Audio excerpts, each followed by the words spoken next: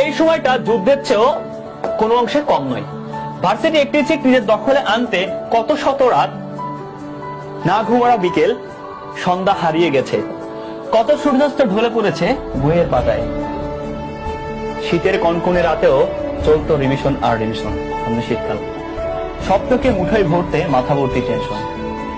তবু একটাই প্রশ্ন, ঘুরপাক খাই, আমি পারবো তো?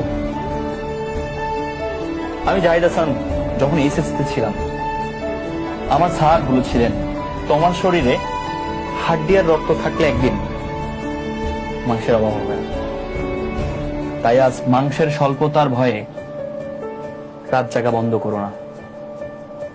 হয়তো তুমি ভাবছো এই ভাঙ্গা চেয়ার টেবিলে বসে, হয়তো তুমি ভাবছো যারা গরিব ঘরের ছেলে আছে, এই ভাঙ্গা চেয়ার টেবিলে বসে পাবলিক খেলার স্বপ্ন দেখাটা কি ঠিক হচ্ছে? উত্তরে আমি তোমার জাহিদ ভাই বলছি, আমি নিজেও একদিন এভাবে স্বপ্ন দেখেছিলাম। মনে রেখো, তুমি কোথা থেকে স্বপ্ন দেখতেছো সেটা কোনো বিষয় না, তুমি সফল হচ্ছ কিনা এটাই বিষয়। তোমার বাবাও যেন চায়ের দোকানে বসে বুক ফুলিয়ে বলতে পারে ছেলেটা আমার সম্মান রেখেছে। পড়ন্ত বিকেলে চাচিদের সাথে কষ্টের কথা শেয়ার করে, পড়ন্ত বিকেলে চাচিদের সাথে কষ্টের কথা শেয়ার করতে পারে।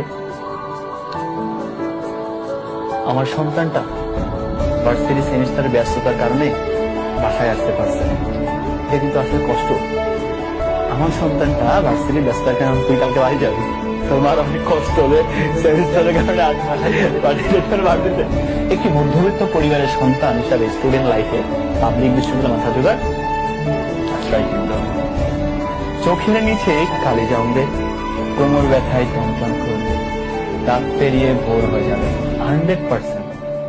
আর এই কথাগুলো সে কোথায় নোট করে রাখবে? এইখানে। এইটা তার 4টা মাসের পড়ার রুটিন। যখন তার কোমর ব্যথা করে রাত 5টা লিখে রাখবে, 5টা অ্যাকাউন্টিং শেষ করলাম, 4টা মাস লিখে রাখবে, তার সফল হবে, সে মানুষকে এটা দেখাবে। আমি জানি এইটাও আমরা কুরিয়ার হিসেবে দিয়ে দিচ্ছি স্টুডেন্টদেরকে। চোখের নিচে কালি জমবে, কোমর ব্যথায় টনটন করবে, রাত পেরিয়ে ভোর হয়ে যাবে, তবুও থেমে গেলে চলবে না, এর নামই আর ভীষণ যোদ্ধা। আসলে তুই আমাকে একটা কথা বলছিলি যে আমার মানে আমি সাবান কিনেছিলাম কিন্তু আসলে কোন দিন মানে লাগাইছিলাম এটা বোঝা, এখন কিন্তু তোর মানে দেখ মানে কি বল মানে এখন মানে আমি তোকে লাইভ শুরু করতেছিলাম, তখন বলতে ভাই একটু দাঁড়ান 2 মিনিট, আমি একটু সেজে আছি, ব্যাপারটা এরকম।